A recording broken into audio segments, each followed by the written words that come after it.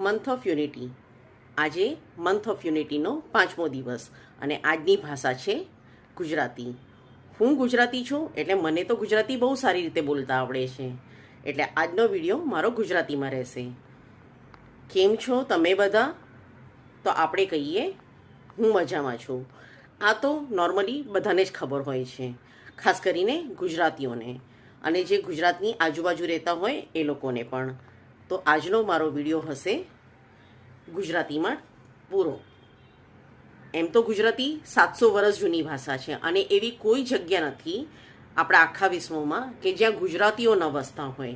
એટલે થોડી ઘણી બધી જગ્યાએ લોકો ગુજરાતી જાણતા જ હોય, પણ મેઇન ગુજરાતમાં અલગ અલગ જેટલા જિલ્લાઓ છે ત્યાં પણ અલગ અલગ ટાઈપની ગુજરાતી બોલવામાં આવે છે. અમદાવાદની ગુજરાતી અલગ હોય, સુરતની ગુજરાતી અલગ હોય, વાપી સાઈડની ગુજરાતી અલગ હોય.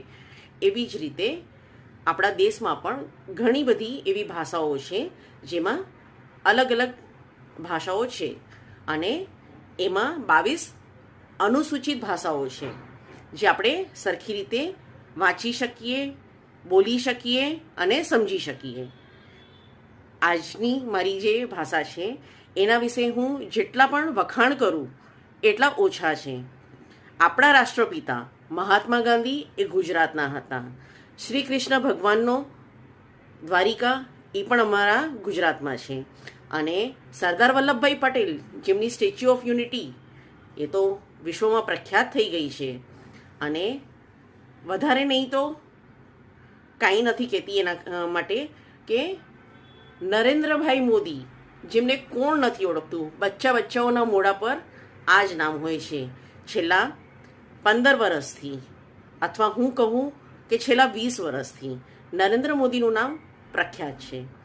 તો આવી જ રીતે જ્યાં જ્યાં ગુજરાતીઓ વસતા હોય ત્યાં બધું જ બધાને તરત ખબર પડી જાય કે આ વ્યક્તિ ગુજરાતી છે.